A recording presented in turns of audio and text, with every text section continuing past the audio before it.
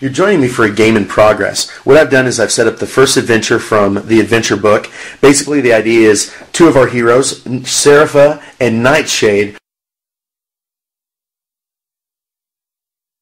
are on a team up and they've been caught by the Freedom Patrol. What they have to do is they have to survive for 8 rounds, and if they're able to do that, they win. If the Freedom Patrol is able to knock them out before those 8 rounds are up, the Freedom Patrol is going to win.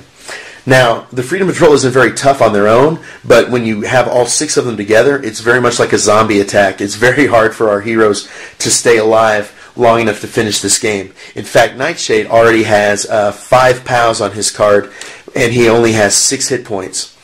Now, when you look at the board, you're going to see all these numbers. The main mechanic of the game is you add your character's stats to the numbers of the space that they're on. So if your character is on a 1 space, that's not very good for them. But if they're on a 3 or a 4 space, they're a lot tougher.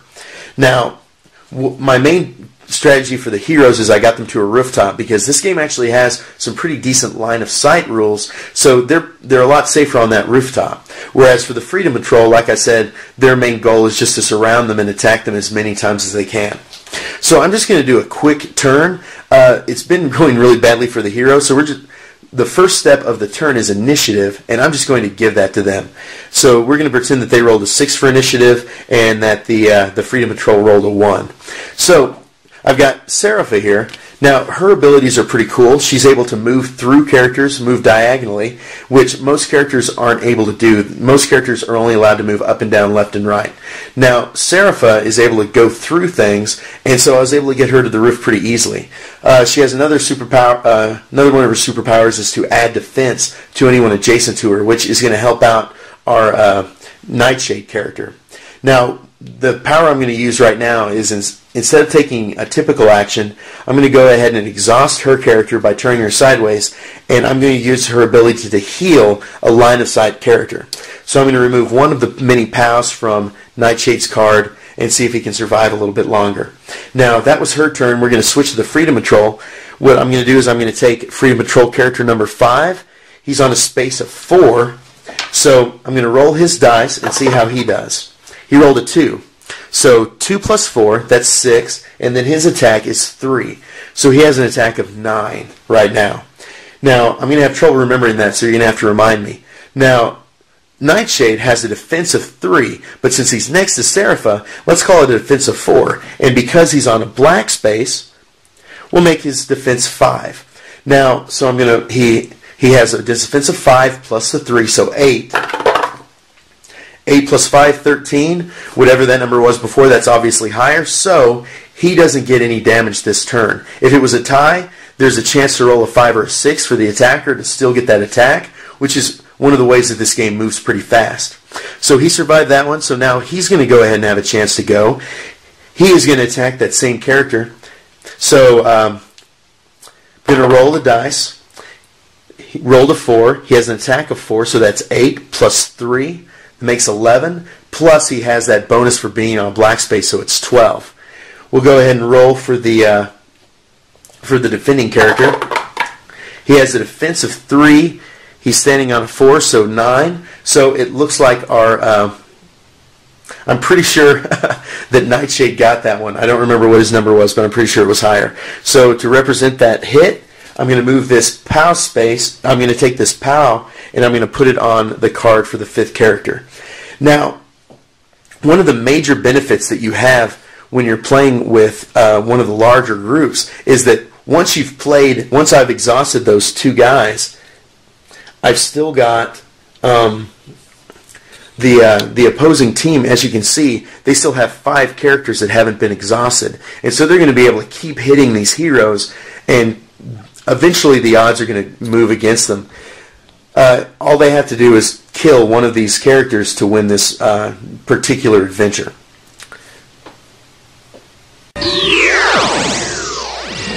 I know I've raved and raved about this game, but I do have a few criticisms. First of all, the availability of this game is just pathetic. There's no reason it should be so hard to find a copy of Capes Cowls. In fact, I spent years just looking for a copy to buy. Now, one Board Game Geek user named Flying Arrow estimates that there's only between 500 and 1,000 copies of Capes and Cowls floating around out there. And I think that estimate might be a little bit high. If you see a copy, you're going to want to grab it up because the price is only going to keep going higher and higher. Now, I also would have the complaint that we never got any of the expansions. Now, the adventure book, as you can see, it's labeled number 1. And on the House of Nine website, which is a Robin Spriggs fan site, he said in an interview that he gave enough material to the publishers for multiple expansions that we could look forward to, and none of that's ever emerged. Now, I would urge anyone involved with the game, who produced the game, or the designers and artists of the game, it would be so cool if you guys took those expansions and made them available as a print-your-own expansion. Capes and Cowls itself, I think it would be a great PDF to release, because really it's not that complicated in terms of its materials, but it's really, really great in terms of its gameplay. Now, my other complaint would be the fact that when you're playing the game, you really have to use a lot of common sense or experience to know which characters are on an equal playing field. Some characters might be just kind of a skirmish level fighter that might have a little bit of a bonus when they attack someone, or they might have a ranged ability, whereas some characters have the ability to manipulate time or mind control other characters. I mean, it's just very, very hard to know which characters are worth putting in your team. Now, HeroScape manages to help with that by having each character assigned a number to tell what its value is. And I think that might be a little bit too specific for Capes and Cowls, but Fantasy Flight, in its recent release of Cosmic Encounter, color-coded the different alien powers to either be, simple, complex, extremely complex. I think something like that would be really helpful for some players. On the other hand, I once built a team that I thought was invulnerable, that had a really great set of powers, and someone just mopped the floor with me because I thought my characters were so unbeatable. So part of that really did kind of add to the fun of the game, and I can see why that might be worth leaving in. Now, some of you might be wondering how Capes and Cowls stacks up against other light skirmish games or games with similar themes. Now, one game I hear it compared to a lot is Strange Synergy. I haven't had a chance to try this game myself. It's not very highly rated and the reviews aren't very good, but it does have a wide variety of superpowers and original characters, which a lot in common with Capes and Cowls that way. Now, Marvel Heroes came out around the same time as Capes and Cowls. Now, I didn't enjoy Marvel Heroes nearly as much, but it's got really high production. It's got great pre-painted plastic miniatures. It's really a well-done game, but there's a lot going on in terms of traveling from place to place, and trying to manipulate the game to win is very difficult. Now, at least for me. Now, one game that I would definitely compare it to is HeroClix, which I played for the first few years that it was out, but not a big fan of collectible format. But HeroClix is very similar to Capes and Cowls in the fact that it's just you choose heroes and you beat each other up, which is a lot of fun. Now, HeroClix is a lot more abstract in its different superpowers. It's a lot more general in their powers, just so that the different pieces can have similar rules. I really like the Capes and Cowls. Not only does it have that cool abstract numbered board, but it also has these very specific powers. I would actually compare it to HeroScape in the fact that each character is very individual and has their own set of stats and abilities. Final thoughts.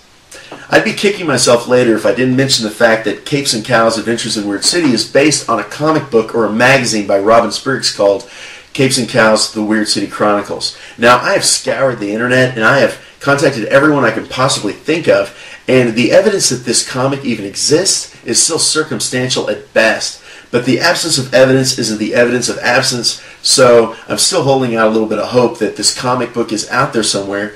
If you have access to it, please contact me. I'd love just to have a picture of it or to have some more information about it. And if you'd be willing to sell me a copy, please contact me. I'd love to hear from you. I ran through one turn of one of the adventure scenarios, but I want to make sure it's clear that one of the coolest things about Capes and Cowls is it just offers so many possibilities. There are more characters than even fit on the board, and the rules exist to where you can either play one of the pre-made adventures or you can just go all out and choose up a bunch of people and have them fight it out with 2 to 4 players, which is pretty cool. There's possibilities for hidden items. I would love to see some fans come up with the rules for maybe Capture the Flag or King of the Hill. I really think the possibilities are there for a lot of play in this game. It's really more of a game system than it is just a single box board game. Now, I'm wanting to make some more of these videos, so if you're interested, you can browse my my collection at Board Game Geek. My username is Impression with a 3 instead of an E, and I'd love to hear if you have some suggestions on future videos. If you want to put in a request, I mean, I'm open to it. I'd love some feedback. You can also email me at gaminginobscurity, that's all one word, gaminginobscurity@gmail.com. Now, next week we're going to be taking a look at Super Mario Brothers, the ladder race game, which should be the great ladder race game. So if you're interested, I'm looking forward to seeing you again. Until then, thanks for watching, and good luck finding those grails.